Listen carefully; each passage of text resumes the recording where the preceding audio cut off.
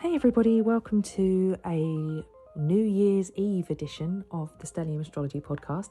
I am your host, Stephanie James, and I'm also the founder of StelliumAstrology.com and founder of this podcast. And I've written astrology columns for a number of publications, including Elle magazine. If you haven't caught up with me recently, I've been on maternity leave and I'm just about to come out of it. This is an episode that I'm recording. It's due to go out tomorrow morning, so I'm sort of flying by the seat of my pants this week. Reason being that I have had my life got a bit disrupted due to the Saturn-Uranus square, which there was a third square of this aspect between these two mega powerful planets, which happened on Christmas Eve. And interestingly, unfortunately, my partner's brother's girlfriend got COVID, which means that their plans completely changed at the last minute, meaning that any plans I'd made also had to accommodate the changes. Thankfully, she's doing okay. I think she kind of had a lighter impact. The COVID had a lighter impact, the Omicron.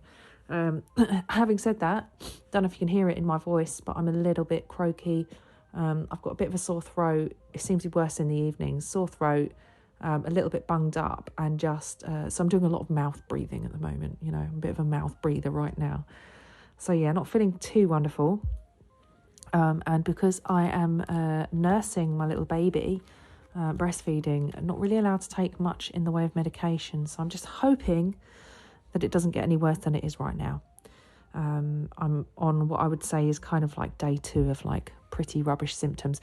And when I say pretty rubbish, all it is a cold. I'm praying, I'm hoping that it doesn't get any worse. Fingers crossed it's not the dreaded COVID. So basically that's my kind of, reason for not really having anything in the bag on time for you guys. Well, it is on time, but, nearly not in the bag on time. For this week. And next week I have an episode coming out on I think it's coming out on the 8th. I think it's the 8th or the 7th. I'm not sure which day. I think it's the 8th. Which is my birthday's on the 9th. No, it's not. My birthday's on the 8th.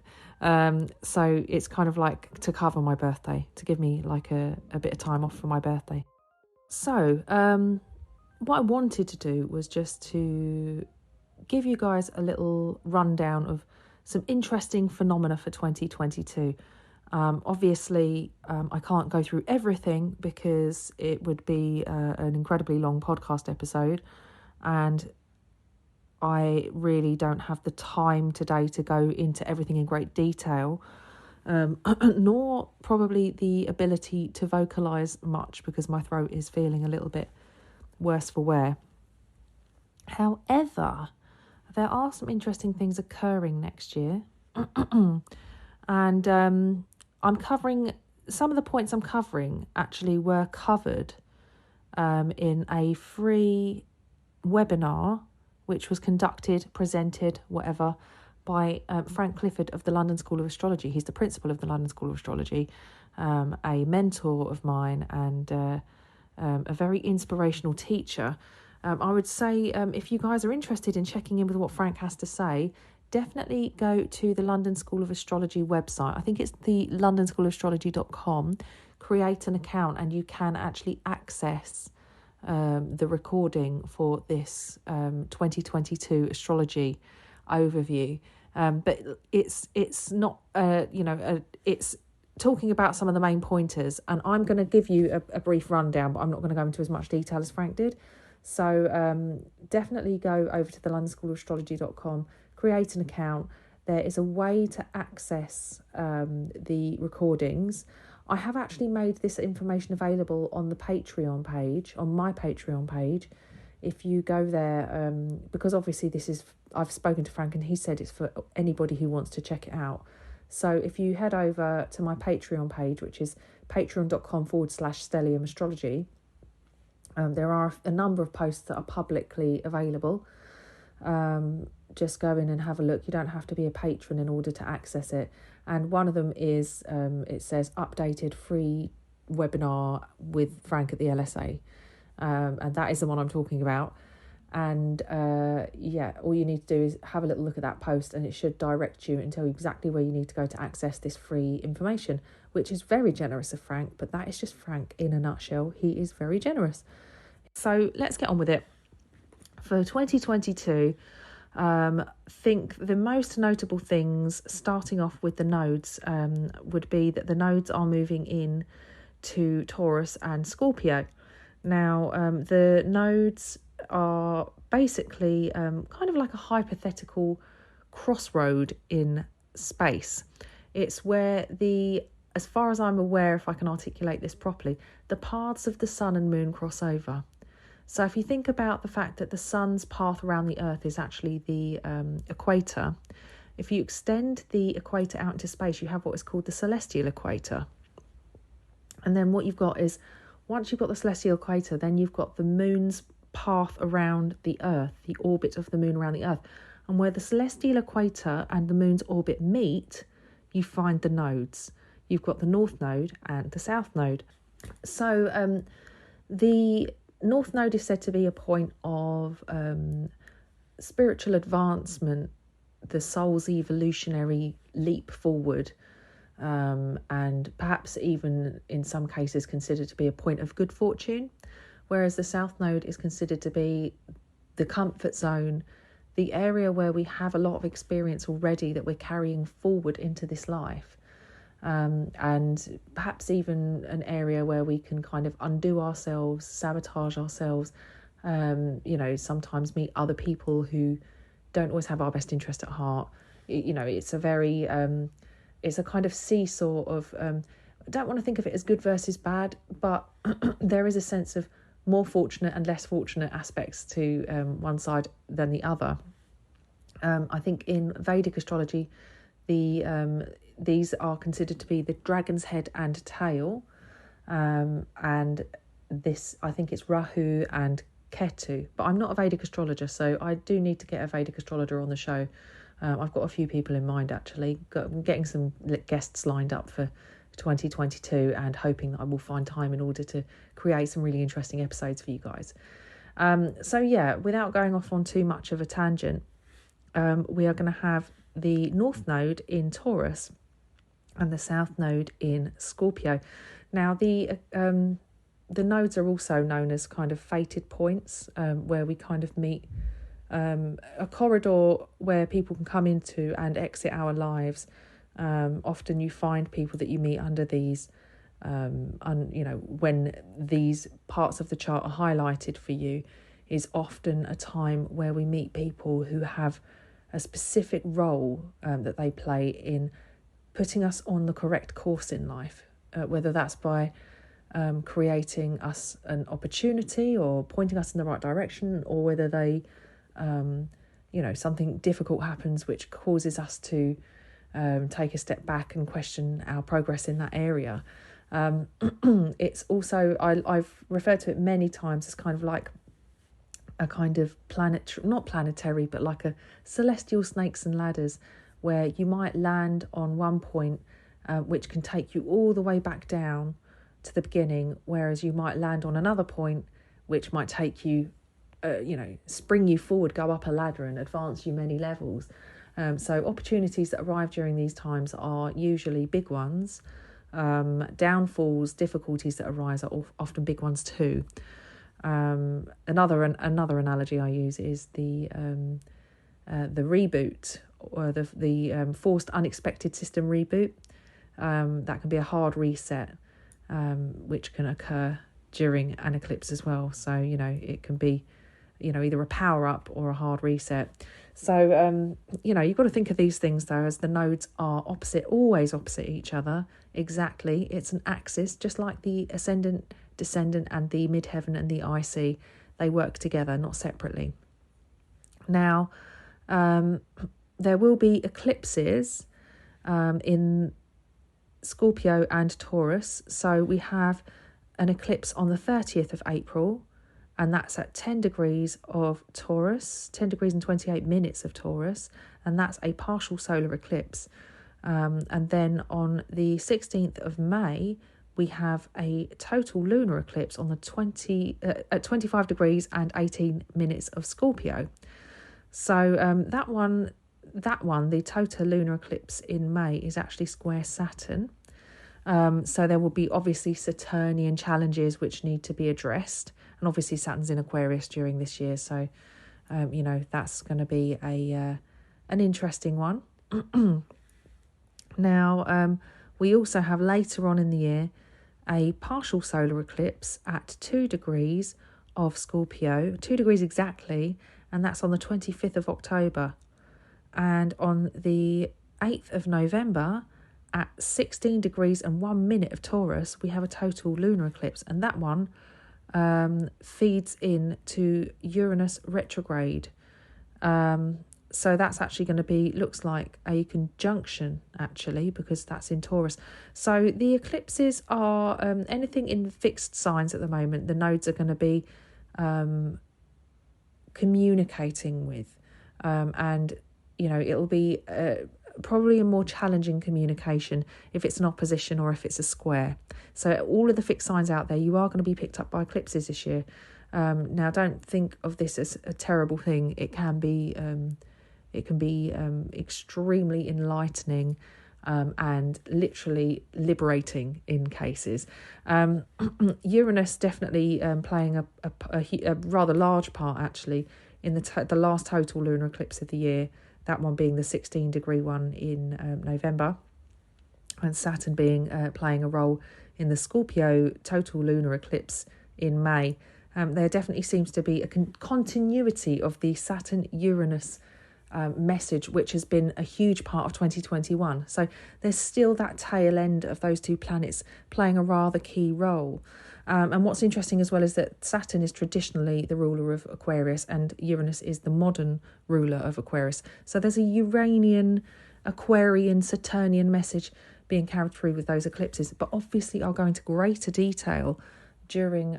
I make videos for my Patreons, for my Patreon page, on each lunation, each full moon and new moon, eclipses, and also retrogrades and all sorts of things. So I will go into greater detail on my page, but this is just a little heads up for you to make some notes for your diary.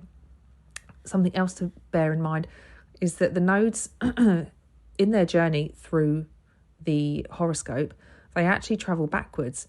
So what's interesting, as opposed to how everything else travels forward through the zodiac, the nodes are offering a gift of hindsight almost to the previous sign when they go backwards. So they're able to take something of themselves from a previous sign and gift some kind of knowledge to the sign previous to them. So from Sagittarius to Scorpio, we might be looking at the fact that Sagittarius is very trusting and forgiving usually, and quite open and happy to broadcast, whereas Scorpio prefers to keep things, play their cards close to their chest, let's think of it this way. Jupiter, Sagittarius, usually kind of associated with gambling. Scorpio is particularly good at poker because they don't like to reveal their hand. So it may be a case of learning how to be less liberal with dishing out your personal information and your privacy. It may be a look at social media and quite how much people are offering up about themselves online without realising.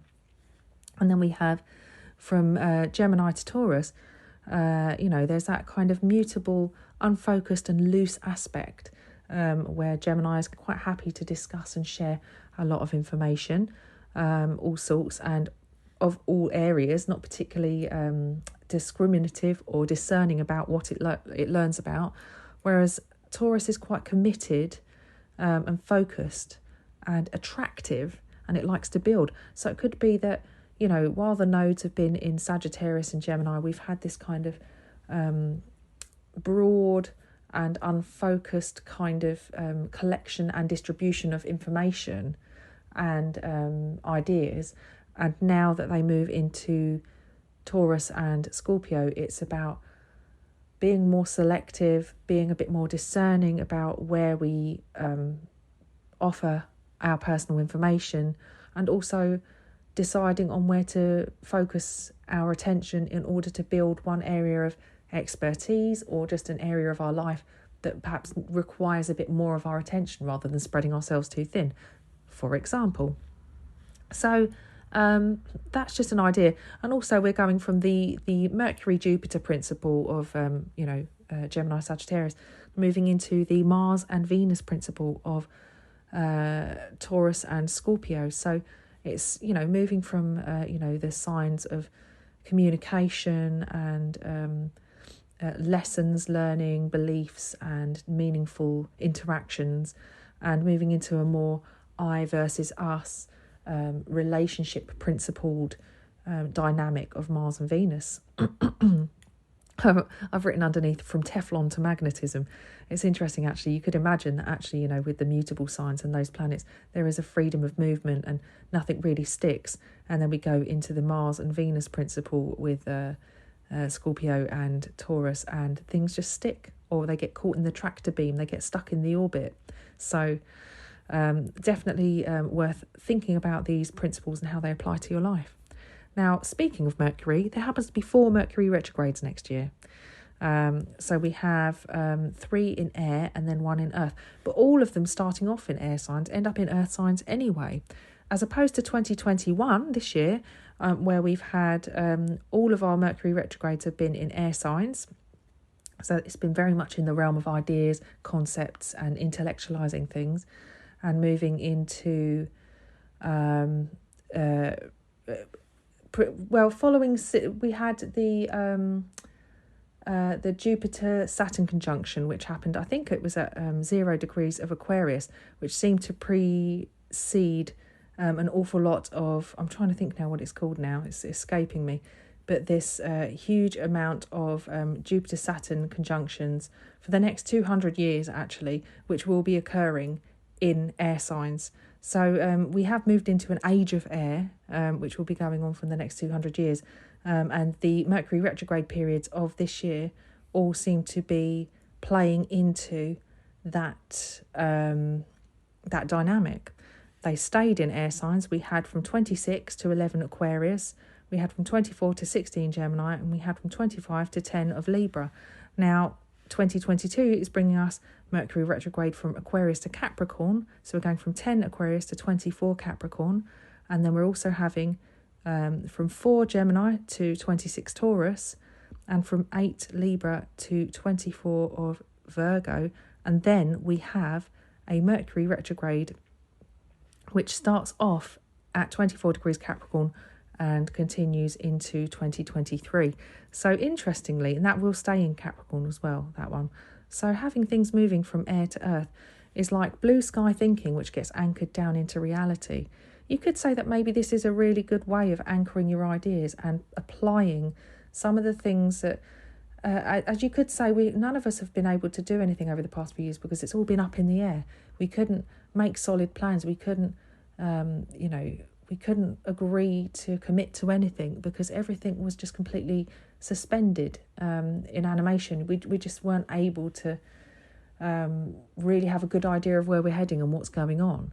So perhaps during these Mercury retrograde periods, without having explored each of them at great detail at the moment, I will do on my Patreon page, we are looking at a way to, from Aquarius to Capricorn, perhaps, think about restructuring and getting used to a new way of living. From Gemini to Taurus is actually laying some foundations for some of the ideas that we've had in order to, have some kind of solid framework to build our lives around again. And then from Libra to Virgo, it could well be about how we have rebuilding our relationships and getting back into a life where social distancing hopefully becomes a thing of the past and the new normal is reinvented in a much more sociable way. But not forgetting that we do have to be sensible about it, which is probably the Virgo aspect. And then, yes, ending the year on a Mercury retrograde and leading into the following year on a Mercury retrograde in Capricorn, I think is very interesting because Capricorn is definitely, we look at Capricorn, the winter solstice, as kind of the rebirth, a renewal period, and I think of it as like the power down. So during this period, at the end of the year, I think it will be a good way to really rethink our progress, the way we're going forward. And it's a sense of what's the word I'm looking for? Kind of like our resolutions. It's like a good way of moving into the following year and creating new resolutions. So we have got quite an interesting, quite a few Mercury retrogrades going on this year. And from air to earth, it definitely anchors some of that blue sky thinking. And we also have, looking at the larger transpersonal planets, we have Pluto in Capricorn, which is really close to the end of Capricorn now. Uranus is in the middle. It's really reaching the midpoint of Taurus. And Neptune is actually mid to late of Pisces. And so we really are starting to come to the end of Pluto and Capricorn, and the power structures really have had a good old shake-up. Actually, when Pluto entered Capricorn in 2008, this is when we actually had the recession. And it's funny because I'm recording this just as my partner is in the other room watching The Big Short, which is a film all about that. Just by a coincidence. So yes, we had the global recession in 2008, which was the beginning of the collapse of the housing market, and it kind of showed us a sign of things to come as far as the destructive power of Pluto on the power structures, on the familiarity of the systems that we had our society built around. Now with Pluto currently towards the end of Capricorn, not quite finished yet, but close to the end, we do have America having their Pluto return, and all sorts of interesting events have been occurring which have triggered great change, great debate, and that is to continue into 2022.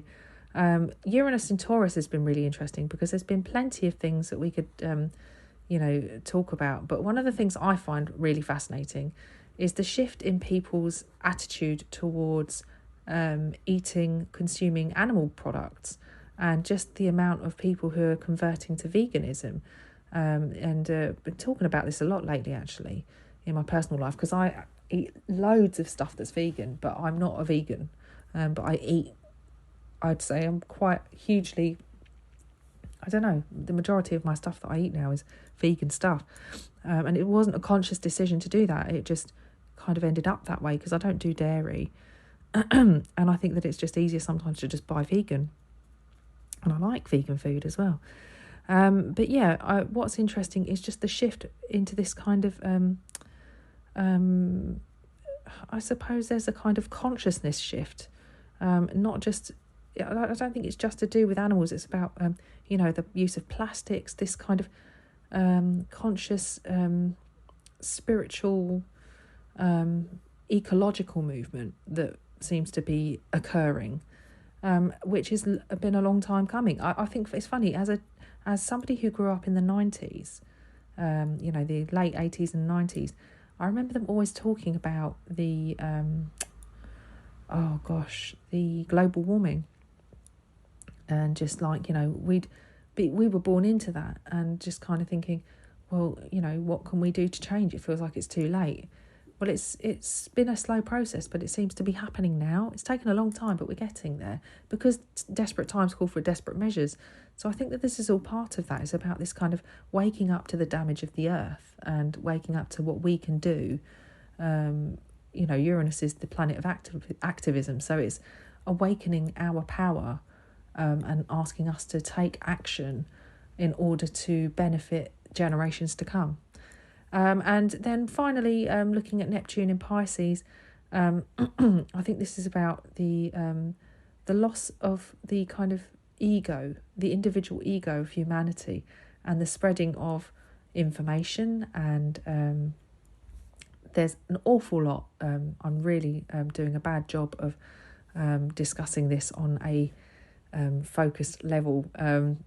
there's so much to be covered with Neptune in Pisces. However, I do think that it's interesting to look at as a collective, as society, the fact that social media has connected us all. The internet has done an amazing job of bringing us all together, but our information has been swallowed up into that great big machine, and we're being data mined, and there's a lot of information that is we're losing because we haven't been protective enough.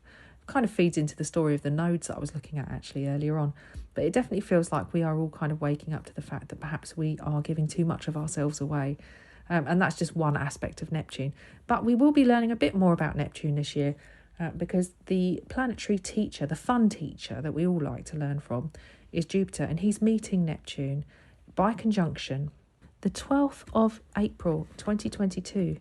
And it takes the Jupiter meets up with Neptune every 12.8 years, because approximately that's Jupiter's revolution around the zodiac. He last met Neptune in 2009, 3 times, 25, 26 and 26 again of Aquarius. And next time he meets up with Neptune after this coming year, 2022, he's meeting in Aries at 21 degrees. So it's not an incredibly frequent transit. It doesn't happen all the time. So when it does happen, it's kind of a big deal. And Neptune's usually moved into the next sign. So without going into too much detail, this is the year where we have to dare to dream.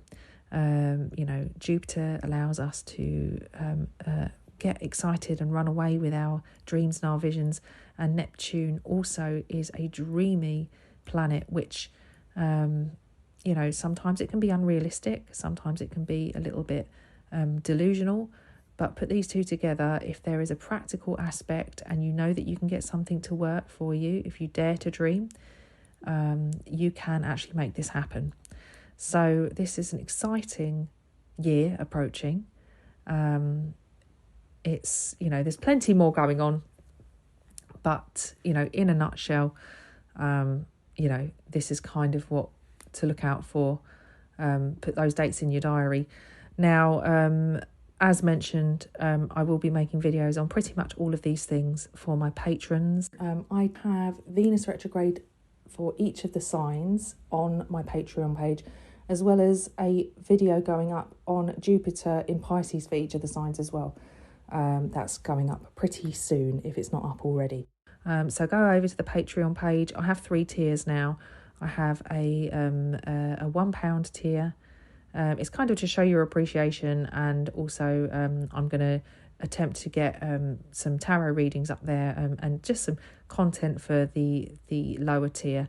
And then I have my BFFs, which will include everything from the lower tier, and a few more bonuses and benefits, including discounts on my readings, and the VIPs who get all of the lower tier and the BFFs benefits, plus additional ones like bonus content behind the scenes and an even bigger discount.